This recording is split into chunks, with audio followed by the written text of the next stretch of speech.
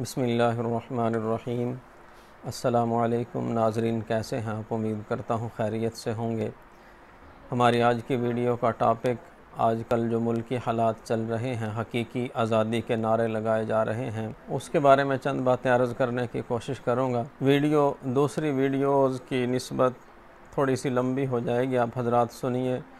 इंशाअल्लाह इसमें हमारा बहुत ज़्यादा फ़ायदा होगा और बहुत सी बातों का हमें पता चलेगा। हमारा निज़ाम, हकीकी आज़ादी, हम और इस्लाम में आज़ादी का तसव्वुर, इन चीज़ों पे थोड़ी थोड़ी रोशनी डालने की कोशिश करूँगा इंशाअल्लाह। आखिर तक देखें, वीडियो को स्किप भी नहीं करना और बीच में भी नहीं छोड़ना, वक़्त निकाल के देखिएगा ज़रूर इसको इंशाअल्लाह। इससे बहुत सी बातों का आपको पता चलेगा। ये जो आजकल नारेबाज़ी और जलसे जुलूस सियासतदान कर रहे हैं, किसी पार्टी या किसी गिरोह, किसी सियासी पार्टी पे अटैक करना मकसद नहीं है। गिरोहों से, तफरक़ों से और सियासी पार्टियों से बालातर हो के मेरी बातें सुनिएगा इंशाअल्लाह, फिर आपको और हमें इसका फ़ायदा होगा। अल्लाह से दुआ करता हूँ कि अल्लाह पाक सही सही कहने और समझने की तौफ़ीक़ अता फ़रमाए। दीन इस्लाम अक़वाम आलम की तरक्की का दो टोक पैगाम लेके आया। अल्लाह पाक यही चाहते हैं कि कौमें तरक्की करें, और कौमों की तरक्की उस वक़्त होती है जब वो तरक्की करना चाहती हैं। अल्लाह पाक भी यही चाहता है कि कौमें तरक्की करें और अपने हालात बदलें। अगर कोई कौम अपने हालात नहीं बदलना चाहती तो अल्लाह पाक भी उसके हालात नहीं बदलेंगे। कोई कौम तरक्की नहीं करना चाहती तो अल्लाह पाक भी उसको तरक्की अता नहीं फरमाता। अपने आप को बदलो तो हालात बदलेंगे, यही अल्लाह ताला का फ़ैसला है, और ये फ़ैसला हर कौम के लिए है, चाहे वो कलमा पढ़ने वाले हों या गैर मुस्लिम हों। दूसरी बात, इंसानी मुआशरे अक़वाम पर मुश्तमिल हैं। हर कौम की अपनी एक शनाख्त है, अपनी एक ज़ुबान है, अपना एक ख़ित्ता है। इनकी जोग्राफ़ियाई हदूद हैं। ये एक रियासती निज़ाम के तहत ज़िंदगी गुजारने के लिए तैयार हुए हैं। तो अक़वाम आलम में जो कौमें अपनी शनाख्त बनाती हैं, उन्हें अपने कौमी तकाज़ों को ख़ुद समझना है और अपने आप को ख़ुद बदलना है। जब तक वो अपने आप को नहीं बदलेंगे, दुनिया की कोई भी ताकत, कोई भी कौम उन्हें बदल नहीं सकती, यहाँ तक कि अल्लाह ताला भी उनको नहीं बदलेंगे। तीसरी बात, जब तक तरक्की, आज़ादी की लगन, तड़प, फ़िक्र, जुस्तजू, इस पे कौम की एक सोच ना हो जाए, उस वक़्त तक तब्दीली नहीं आती। हुज़ूर अकरम सल्लल्लाहु अलैहि वसल्लम की बुइसत से पहले बिलख़ुसूस अरब के अंदर और बिलउमूम पूरी दुनिया के अंदर एक तड़प और तलब लगन थी। वो मज़लूमियत की ज़िंदगी गुजार के तंग आ चुके थे, कैसर व किसरा से निजात पाना चाहते थे, उस वक़्त की वो सुपर पावर से निजात पाना चाहते थे, और उनके दिल के अंदर जो तलब और लगन थी, अल्लाह पाक ने उसी पे फ़ैसला किया। इस जुल्म के निज़ाम को वो बदलना चाहते थे। किस तरह बदलें, रास्ता नहीं मिल रहा था। हज़ार हज़ार साल की शहनशाहियतें और साथ दुनिया के ख़जाने, फ़ौजी अस्करी ताकतें, सियासी निज़ाम, इंतज़ामी क़ुव्वत, सरमाया, अदालती निज़ाम, और फिर इस सारे निज़ाम पे उनकी जो खिदमत पे मामूर थे बड़े बड़े पहलवान और सूरमा, ये सब कुछ था उनके पास। तो उस वक़्त जो मज़लूम उनके जुल्म की चक्की में पिस रहे थे, उनकी तलब ने, उनकी तड़प ने, उनकी जुस्तजू और उनकी फ़िक्र ने अल्लाह के अर्श को हिला डाला। चौथी बात, उन मज़लूमों के दिलों से जो आह निकली, अल्लाह पाक ने फिर उस पर फ़ैसला किया। वो आहुज़ारी करते थे कि या अल्लाह, हम कमज़ोर हैं, हमारे पास वसाइल नहीं, सुपर पावर से हम कैसे लड़ेंगे, इससे आज़ादी कैसे हासिल करेंगे, इसके जुल्म से हमें कैसे निजात मिलेगी। तो इस बात की वो अल्लाह के सामने अपनी तलब रखते थे। उनके दिल के अंदर एक तड़प थी। मज़लूम इंसानियत के दिलों से आह निकली, जो 1.5 सदी से सुपर पावर कैसर व किसरा का जुल्म सह रहे थे। मज़लूमों की इस हालत पर अल्लाह ताला का गज़ब ज़ालिमों की तरफ मुतवज्जे हुआ, और अरब के अंदर भी उतबा, शैबा, अबू जहल, वो भी जुल्म करते थे, उनसे भी छुटकारा चाहिए था। तो अल्लाह पाक ने नबी मुकर्रम सल्लल्लाहु अलैहि वसल्लम को भेज दिया। आपकी बुइसत हुई। आप सल्लल्लाहु अलैहि वसल्लम को अल्लाह पाक ने तमाम यतीमों, गरीबों, मिस्कीनों, मोहताजों और बिलखुसूस मज़लूमों का मलजा मावा बना के अल्लाह पाक ने आपको भेजा। पूरी दुनिया के अंदर तलब और तड़प लगन की एक लहर थी। अल्लाह पाक ने उस जुल्म को ख़त्म करने का इरादा फ़रमाया और लोगों को इससे निजात अता फ़रमाई। पाँचवीं बात, अब इसमें हर फ़र्द जो है कौमी नुक्ता नज़र से देखे कि मेरी क्या ज़िम्मेदारी है, मैं ऐसा क्या किरदार अदा करूं कि इस कौम के फ़र्द की मुश्किलात क्या हैं, इनके मसाइल क्या हैं, उनको हल करने की कोशिश करें, उनकी मुश्किलात को दूर करने की कोशिश करें, कौम के लिए भला सोचे, ना कि उनको नुकसान पहुंचाने के लिए किरदार अदा करे। किसी कौम के अफराद में अगर ये बीमारी मौजूद हो कि वो अपने ज़ाती मफाद को देखें और दूसरों के मफाद पर नज़र ना करें, अपने ज़ाती मफाद के लिए कौमी और इज्तिमाई मफाद को नज़रअंदाज कर दें या उस मफाद को तबाह बर्बाद कर दें, अल्लाह के महबूब सल्लल्लाहु अलैहि वसल्लम ने बड़ी सख्त वईद फरमाई है ऐसे लोगों के लिए, और फरमाया कि क़यामत के दिन ऐसा बंदा जो अपनी कौम की खैर खाही ना चाहता हो वो बड़ी बदतरीन जगह पे होगा। छठी बात, मुल्कों और कौमों का निज़ाम चलता है अफराद के मिलकर चलाने से। मुल्कों और कौमों का निज़ाम चलता है इज्तिमाइयत से। एक अकेला हुक्मरान ये सारा निज़ाम नहीं चला सकता, और इज्तिमाइयत और अक़वाम एक एक फ़र्द के जुड़ने से बनती हैं, और ये हमारे नबी मुकर्रम सल्लल्लाहु अलैहि वसल्लम ने हमें सिखाया है। आप सल्लल्लाहु अलैहि वसल्लम मज़लूम का मुकदमा ख़ुद लड़ते थे, ज़ालिमों से उसका हक़ दिलवाते और इस पर सख्ती फरमाया करते थे।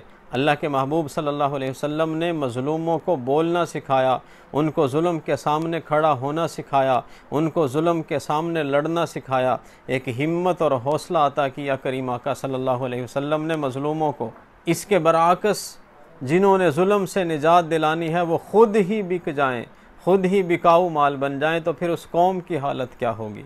इसमें वो ताकतवर और मालदार लोग जो गैर मुल्की एजेंट बन जाते हैं और उनको सिर्फ़ अपना मफाद अजीज़ होता है और वो अपने मफाद के लिए कुछ भी करने के लिए तैयार होते हैं।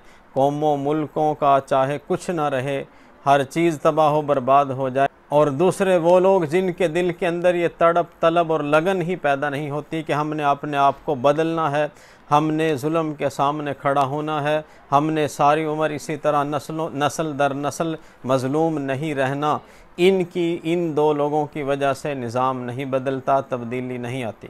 आठवीं बात, दुनिया में जब भी कोई कौम आज़ादी हासिल करती है तो वो अपनी एक शनाख्त पैदा करती है, अपनी कोई ना कोई कौमी शनाख्त बरकरार रखती है। 1776 में अमेरिका ने जब बरतानिया से आज़ादी हासिल की तो बरतानिया की हर चीज़ को ख़त्म कर दिया, अपनी उन्होंने हर चीज़ अलग से बनाई।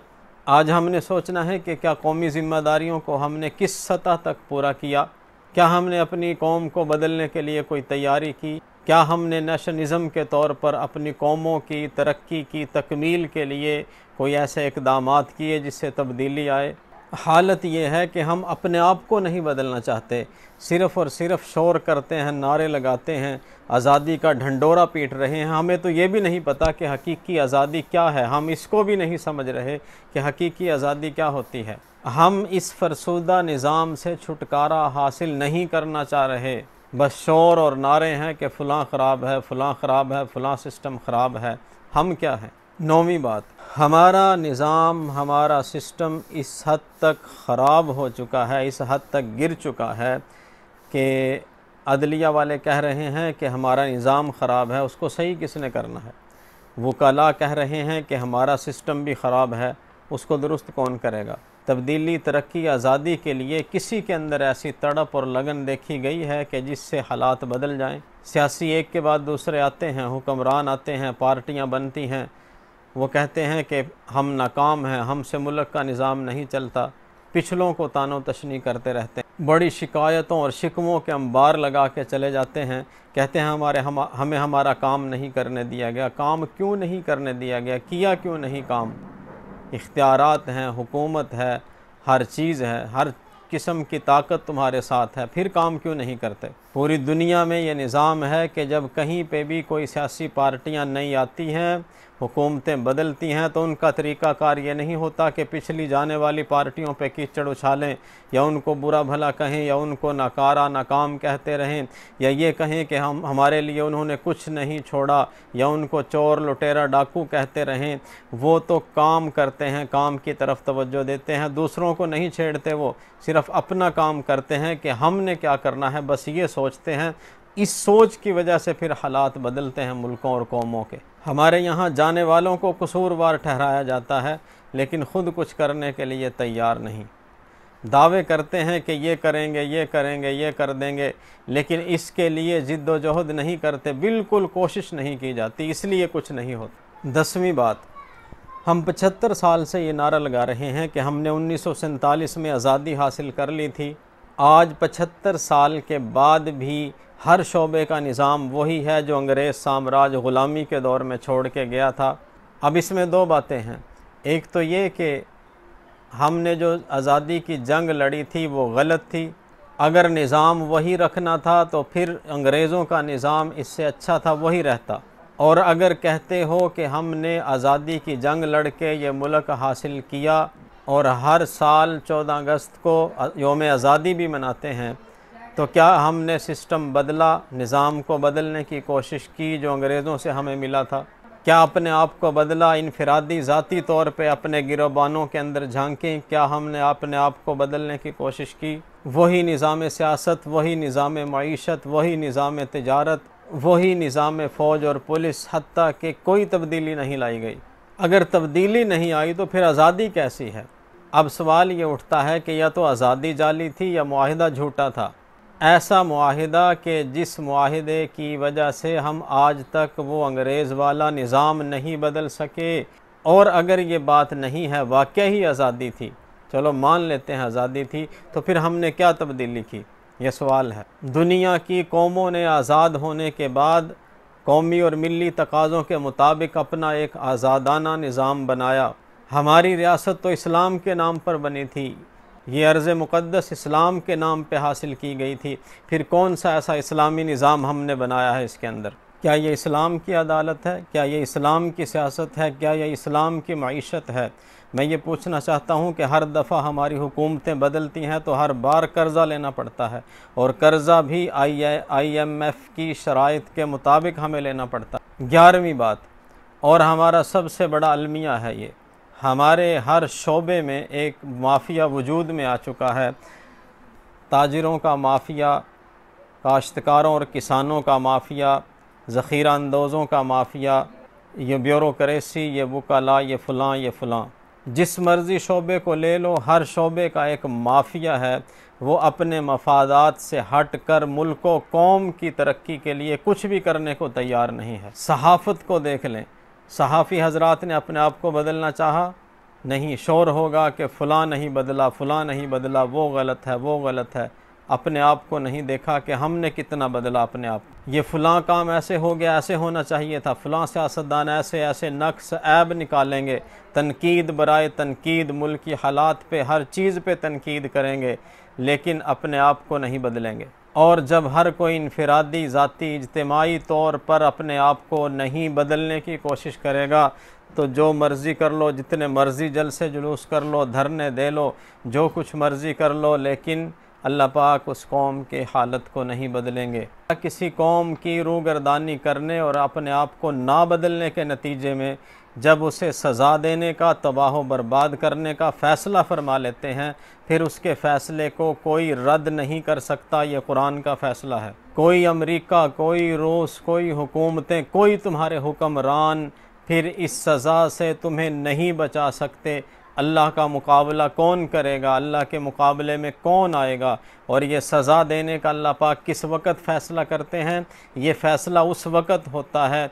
ये बात गौर से सुन लें, तवज्जो करें इस बात पे, और दिल के कानों से ये बात सुन लें कि ये फ़ैसला उस वक़्त होता है जब किसी कौम को, जब अफराद को बार बार समझाया जाए, बार बार समझाया जाए, बार बार समझाया जाए, समझाते समझाते लोग थक जाएं समझाने वाले, और वो उस पर अमल करने को तैयार ना हो, किसी की बात मानने को तैयार ना हो, फिर अल्लाह पाक ऐसी कौम पे सज़ा का फ़ैसला करता। 12वीं बात, हम ये सोचें कि क्या हम अपने आप को बदलना चाहते हैं। सोचने की बात यह है कि क्या कौमी नुक्ता नज़र से हम अपने आप को बदलना चाहते हैं। हालत तो ये है कि हमारे घरों के अंदर अमन नहीं है। बाप बेटे, बेटा बाप, माँ बेटी, और बीवी खाविंद के सामने, औलाद बाप के सामने, इस तरह ये सारे एक दूसरे के सामने जब भी मौका मिले तो डट के खड़े हो जाते हैं। इज्तिमाइयत ख़त्म हो चुकी है, मोहल्लों में इज्तिमाइयत नहीं, शहरों की शहरियत तबाह बर्बाद और फना हो चुकी है। रियासत की ज़िम्मेदारियाँ पूरी नहीं हो रहीं, हर शोबा टूट फूट का शिकार है, हर शोबा अपने आप पे खुद ही चौधरी है, कोई पूछने वाला नहीं, हर शोबा एक दूसरे की टांगें खींच रहा है। हुकूमत और इलेक्शन कमीशन आमने सामने, अदलिया और इंतज़ामिया आमने सामने, वो इसको जेल पहुंचा रहा है, वो इसको जेल पहुंचा रहा है, वो उसके फ़ैसले मुअत्तल कर रहा है। इससे बड़ा अजाब किसी कौम के अंदर क्या पाया जाएगा। कौमें बनती हैं, रियासतें तरक्कियाँ करती हैं, उसके पीछे एक बुनियादी वजह होती है। क्यों तरक्की होती है? जब एक दूसरे की खैर खाही चाही जाएगी फिर तरक्की होगी। एक दूसरे के हुकूक अदा करना, अपने अपने दायरा कार में रहते हुए एक दूसरे की खैर खाही चाहना, अपने अपने दायरा कार में रहते हुए अपनी ज़िम्मेदारियाँ पूरी करना। और बड़े अफसोस के साथ अगर ये नहीं है तो फिर कैसा इस्लाम, कैसी कौम, कैसा मुल्क, कैसी सियासत, कैसी मईशत, कैसी रियासत। हम चले हैं मुल्क बदलने, हम चले हैं अपने मुल्क की कौमों की तकदीर को बदलने, हम चले हैं हकीकी आज़ादी हासिल करने। इतने बड़े बड़े फ़ैसले किए जा रहे हैं, लेकिन हालत ये है कि हम सिर्फ़ और सिर्फ अपने अखलाक को बेहतर नहीं बना सकते। 13वीं बात, ये एक दूसरा पहलू है आज़ादी का। इससे भी देखें कि इस्लाम में आज़ादी का क्या तसव्वुर है। इस्लाम के अंदर भी एक आज़ादी का तसव्वुर है, इसको भी गौर से सुने। और ये है कि जब भी कोई बच्चा पैदा होता है वो फितरी तौर पे आज़ाद होता है। और ये बात भी जहन नशीन कर लें कि हक़ दीन इस्लाम ही है, इस्लाम में ही निजात है और इसी से अगले जहान में बेड़ा पार होगा। लेकिन इस सब के बावजूद फिर भी दीन इस्लाम किसी को ये मज़हब कबूल करने के लिए ज़बरदस्ती नहीं करता, किसी के साथ किसी पे जबर नहीं करता। जबरन किसी को दीन इस्लाम के अंदर लाना इसका हुक्म नहीं देता। इस्लाम ने इस हद तक इंसान को आज़ादी दी है। दूसरी तरफ रसूल करीम सल्लल्लाहु अलैहि वसल्लम ने यह इरशाद फरमाया कि जब कोई यहूदी, ईसाई या किसी भी मज़हब से ताल्लुक़ रखने वाला मेरे दीन का पैगाम उस तक पहुँच जाता है और वो उस पर ईमान नहीं लाता, अमल नहीं करता, तो वो बंदा जहन्नुम में जाएगा। एक तरफ तो इतनी सख्ती है और दूसरी तरफ फरमाया कि किसी को जबरन ला इकराह फिद्दीन, किसी को ज़बरदस्ती तुम दीन में दाखिल नहीं कर सकते। फिर इस्लाम ने कितनी आज़ादियाँ दी इंसान को। हकीकी आज़ादी समझ लें क्या है कि इस्लाम ने अपनी राय को पेश करने की आज़ादी दी, चाहे वो हुक्मरान ही क्यों ना हो। हुक्मरान के सामने भी अपनी राय दो। 22 लाख मुरब्बा मील का हुक्मरान हज़रत फ़ारूक आज़म रज़ी अल्लाह ताला अन्हु मस्जिद के अंदर बैठ के खुतबा इरशाद फरमाने लगे। हज़रत सलमान फ़ारसी रज़ी अल्लाह ताला अन्हु खड़े हो गए, फरमाया कि या अमीरुल मोमिनीन, हम आपकी बात उस वक़्त तक नहीं सुनेंगे जब तक आप ये यमन से आई हुई चादरों का हिसाब हमें न दे दें। आपका कद लंबा है, चादर छोटी थी, आपका कपड़ा इस चादर से कैसे बन गया? तो आपने 2 चादरें इस्तेमाल की हैं, पहले इसका जवाब दो। हज़रत उमर ने अपने बेटे अब्दुल्ला की तरफ इशारा किया, फरमाया कि अब्दुल्ला इनको जवाब दो। हज़रत अब्दुल्ला खड़े हुए, फरमाया कि मैंने अपनी चादर भी अपने अब्बा को दे दी थी, इसलिए इनका ये कपड़ा बन गया इसमें। हज़रत सलमान फ़ारसी बैठ गए और फरमाया कि या अमीरुल मोमिनीन, अब हम आपकी बात सुनने के लिए तैयार हैं। ये राय की आज़ादी थी। क्या इतनी आज़ादी आज किसी को है? किसी हुक्मरान के सामने अपनी बात कर सकता है, अपनी राय पेश कर सकता है, अपना कोई एतराज़ पेश कर सकता है? किसी के अंदर इतनी जुर्रत है? उस पर मुख्तलिफ एक्ट लगा के उनको इस तरह यानी कि सज़ाएँ दी जाती हैं, उनको पकड़ लिया जाता है, गिरफ़्तारियाँ हो जाती हैं अगर कोई हुक्मरान के सामने ऐसी बात कर दे। और ये राय की आज़ादी इतनी बड़ी चीज़ है कि मुल्कों के अंदर से सिर्फ़ राय की आज़ादी मिल जाए तो मुल्कों के अंदर से ये करप्शन जो बहुत बड़ा नासूर है, किसी मुल्क की तरक्की में रुकावट है, ये करप्शन का ख़ात्मा हो सकता है इससे। फिर इस्लाम ने इंसान को अपने माल की आज़ादी दी। माल को जहाँ मर्ज़ी ख़र्च करे, उसमें तरक्की करे, उसको जोड़े और दूसरों पे ख़र्च करे, जिस तरह मर्ज़ी करे, उसको आज़ादी दी गई। एक निज़ाम लाया गया जिसे इश्तिराकी निज़ाम कहते हैं कि जो भी तुम्हारे पास पैसा है वो हुकूमत का है, तुम्हारी मलकियत नहीं है, हुकूमत की मलकियत है। यह सरासर इस्लाम के ख़िलाफ़ था और इंसानी फ़ितरत और इंसानी उसूलों के ख़िलाफ़ थी ये बात। एक दूसरा निज़ाम लाया गया फिर जिसे सरमाया दाराना निज़ाम कहते हैं। आज पूरी दुनिया में ये निज़ाम हुकूमत कर रहा है। और इसके अंदर क्या है कि जो तुम्हारे पास माल और दौलत है, तुम्हारा माल है, उसके अंदर किसी का कोई हक़ नहीं है। यानी ज़कात और सदका खैरात जो इस्लाम ने हुक्म दिया है, जिससे माल बढ़ता है, या अल्लाह की तरफ से फ़ैसला है, उससे लोगों को मना किया गया कि किसी का इसके अंदर कोई हक़ नहीं है। जिस तरह मर्ज़ी इस्तेमाल करो, दूसरों पे ख़र्च करो, इसमें तुम आज़ाद हो। और इस्लाम ने खाने पीने, पहनने ओढ़ने, ज़िंदगी की ज़रूरियात, मामलात में इंसान को पूरी आज़ादी दी है। इस्लाम शादी ब्याह के लिए पूरी आज़ादी देता है। औरत मर्द को अपना जीवन साथी चुनने का पूरा इख्तियार दिया। गोया कि इस्लाम ने इंसानों को जो उनके मामलात हैं उसमें पूरी आज़ादी, पूरा इख्तियार दिया है। ये है हकीकी आज़ादी। और अब इसी आज़ादी का दूसरा पहलू देखिए। अगर कोई ये कहे कि हम हर तरह से आज़ाद हैं तो ये बात बिल्कुल मुमकिन नहीं है। दुनियावी एतबार से इसको देख लें। अगर कोई ड्राइवर गाड़ी अपनी पेट्रोल, अपना मंजिल, अपनी मर्ज़ी की तरफ जाना है उसने, लेकिन वो भी इसमें पूरी तरह आज़ाद नहीं है। वो कहीं पे अगर इशारा आएगा सुरख तो उस पर रुकना होगा, हद रफ्तार की पाबंदी करना होगी और अपनी साइड पे चलना होगा। हर चीज़ की हुदूद मुकर्रर कर दी गई हैं। ट्रैफिक का एक कानून बना दिया गया है, उसके मुताबिक चलना होगा। गाड़ी में, पेट्रोल में और पैसे में, अपनी मलकियत में और अपनी मंजिल में तो वो आज़ाद है। लेकिन कुछ क़वानीन ऐसे हैं जब इस रोड पे चलते हुए उस पे वो लागू होंगे तो उनका वो पाबंद होगा।